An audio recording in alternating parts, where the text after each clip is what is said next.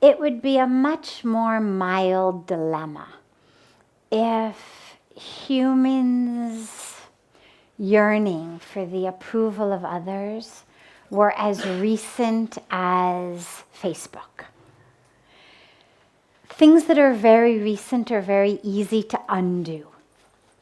But the yearning for the approval of others, the sense of, oh, what's this one going to say about me? What's that one going to say about me? That's been going on long before there were likes or follows on social media.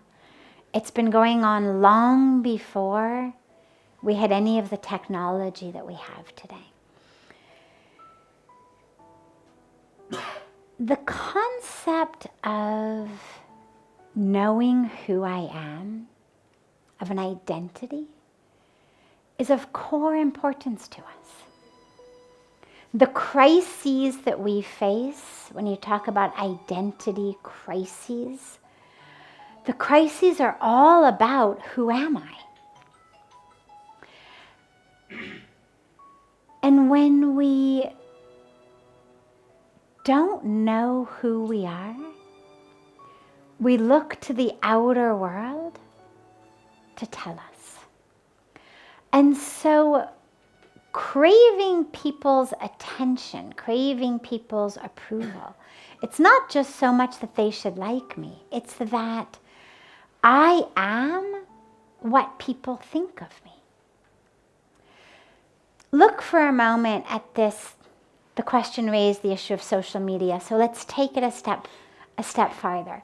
Look at this craze of selfies, okay? Because it gives us a lot of insight into actually what it is that is propelling this. Now, long before selfie sticks were invented, you could only get that phone as far away as your arm, which means you can't get it very far away at all. Which means if you look at selfies that are taken without a selfie stick, what is the vast majority of the frame taken up with? Your face, right? Face of the person taking the picture. Now, here I am at the Eiffel Tower. Here I am at the Grand Canyon. Here I am at the Taj Mahal. And what are you seeing in the frame? My face. Here's my face with a little bit of steel behind it. Here's my face with what looks like a little bit of brown dirt behind it. Here's my face with what looks like a little bit of white marble behind it. That's me at the Taj, at the Grand Canyon, at the Eiffel Tower. Pictures of my face. Now, you take it a step further. After we've taken the selfie, it's never enough to just take it. The point of selfies is not to fill up my phone with lots of pictures of myself so that I can just look at them all the time. The point of selfies is, what do we do with selfies? We post them, right? Of course, we post them. We send them to people, we share them. And when we post them, what do we want? Likes, comments, exactly. Now, it's really interesting when you look at the psychology of that, okay?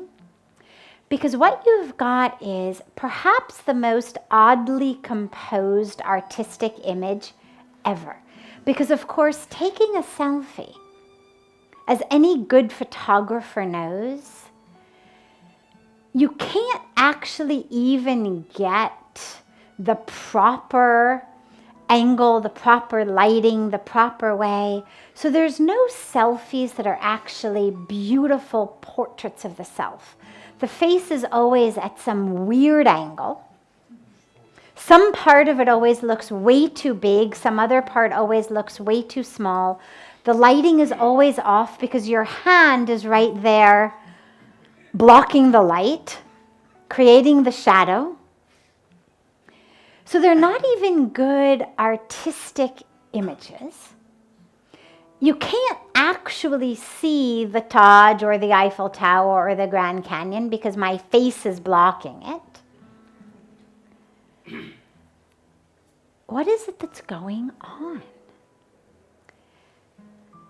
Because then when I post it, it's all about the likes and the comments. And if we post a selfie and you don't get any likes, like nobody comments,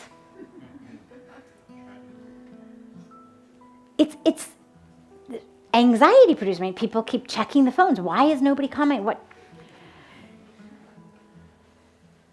And you realize what it's about has nothing to do with my ability as a photographer. It has nothing to do with my beauty, because if it were all about beauty, I would get someone who actually could take a good picture, and I would say, now get me in my right angle, get me in the right way, take a good picture. So it's not about my skills as a photographer. It's not about my beauty, because I know that this selfie has distorted my face. It's not about actually showing people the scenery where I am. It's all about this drive for our existence to be validated by the world. If I take a selfie and lots of people like it and comment, oh, phew, I exist. I take a selfie and post it and no one likes it or comments. It's that anxiety of, well, didn't anybody see it? Doesn't anybody care? Meaning, don't I exist? And this is what's at the core of wanting people's approval, of caring so much what other people think, because if I don't know who I am building who I am out of the bricks of how you respond to me. So you look at me with love, well, I get to put the worthy of love brick in the temple of self-identity. You say to me, oh, you are so beautiful. I get to put the brick of beautiful in my temple of self-identity. You say to me, you are horrible and awful.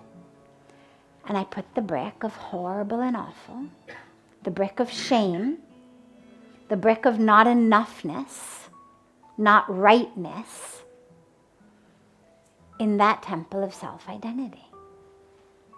And so I need you to approve of me, because those are the bricks with which I am constructing my sense of self. And so when it starts to look like a life or death matter to get people's approval, when people around us seem to care in a way that doesn't make any sense to us, what the neighbors think, what so-and-so thinks, what... Realize it's not about that person. It's that that person is a brick. And of course, the people who are close to us are bigger bricks. It's not a temple of self-identity with all equally sized bricks. We all decide who we're going to give the big bricks to. So usually the big bricks are parents, right? You had parents who said you were wonderful, you're divine, you're worthy, you're whole, you can do anything, be anything. That's a great brick. A pillar of a sense of self. But you have parents who in their own struggle to be young parents and figure themselves out and their lives out at the same time weren't able to give you that, you end up with a big brick of not enoughness, a big brick of not rightness, a big brick of should have been something else-ness. And this is where it matters so much to us. But of course, the solution is not, I need to surround myself with people who tell me that I'm beautiful and worthy of love and good enough and smart enough. And Because that just limits my freedom. That limits the people I can be with. It limits the places I can go. It limits what I can do. Because if I need to do well to feel good about myself, well, I can't take any risk. I can't learn anything new. I can't make an utter fool of myself. Because, oh my God, then people are going to laugh at me. And the temple of who I am is going to crumble. And so I actually end up being stuck and in my own jail. And so it's really important that we become self-evident to ourselves, that it's not about what do other people say and do. It's not how do other people look at me. It's not I'm worthy because someone says I'm worthy, someone approves, someone likes, someone loves, someone follows, someone comments.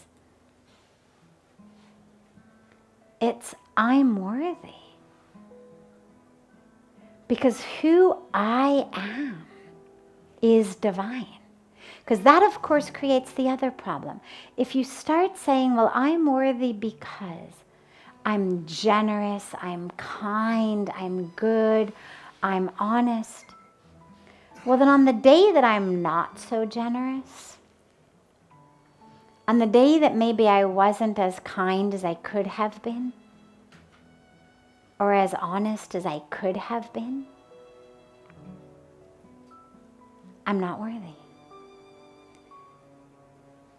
So the goal is not substitute the bricks of other people saying you're worthy because of what you do with bricks of my own worthiness because of what I do. But it's a substitution of worthiness based on what you do to worthiness based on who you are. Worthy because I am divine. Worthy because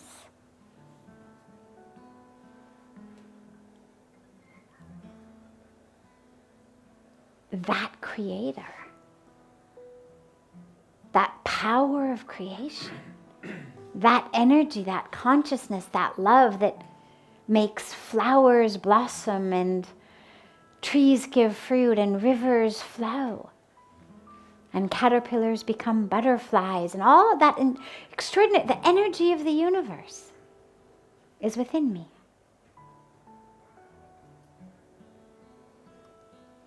I am that. When we chant So Hum, or Aham Brahmasmi, or any of these beautiful little mool mantras, you can say, foundational mantras, what do they all mean? I am God. I am that. Not that all of divinity all over the world has left everywhere else and has coalesced only in this 5'3" being. Not that I've somehow sucked the divinity out of the rest of the world and it's all now here. Not that my awareness of my divinity has made me less aware of others' divinity. Rather, it's the opposite. The awareness of who I am gives me an awareness of who others are. Because if I'm divine, so are they. And so this is where the only solution to constantly needing other people's approval, to that social media anxiety, that stand up in front of the class and do a math problem on the board anxiety, that fear of public speaking anxiety, that all of that afflicts us. The solution to it all is the same. When you know who you are, even if people laugh, even if people criticize, even if people condemn, even if people ignore, the temple of self-identity doesn't crumble. Because it's not made of those bricks. It's made of bricks of truth.